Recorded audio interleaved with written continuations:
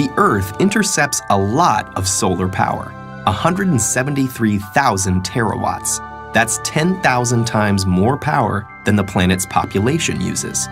So is it possible that one day the world could be completely reliant on solar energy? To answer that question, we first need to examine how solar panels convert solar energy to electrical energy. Solar panels are made up of smaller units called solar cells.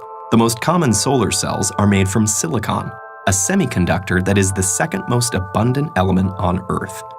In a solar cell, crystalline silicon is sandwiched between conductive layers. Each silicon atom is connected to its neighbors by 4 strong bonds, which keep the electrons in place so no current can flow. Here's the key. A silicon solar cell uses 2 different layers of silicon. An N-type silicon has extra electrons, and P-type silicon has extra spaces for electrons, called holes.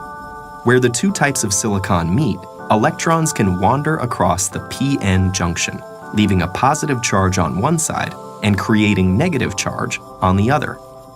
You can think of light as the flow of tiny particles called photons shooting out from the sun. When one of these photons strikes the silicon cell with enough energy, it can knock an electron from its bond, leaving a hole. The negatively charged electron and location of the positively charged hole are now free to move around. But because of the electric field at the p-n junction, they'll only go one way. The electron is drawn to the n side, while the hole is drawn to the p side. The mobile electrons are collected by thin metal fingers at the top of the cell. From there, they flow through an external circuit, doing electrical work like powering a light bulb, before returning through the conductive aluminum sheet on the back. Each silicon cell only puts out half a volt, but you can string them together in modules to get more power. 12 photovoltaic cells are enough to charge a cell phone, while it takes many modules to power an entire house. Electrons are the only moving parts in a solar cell, and they all go back where they came from. There's nothing to get worn out or used up, so solar cells can last for decades. So what's stopping us from being completely reliant on solar power? There are political factors at play, not to mention businesses that lobby to maintain the status quo.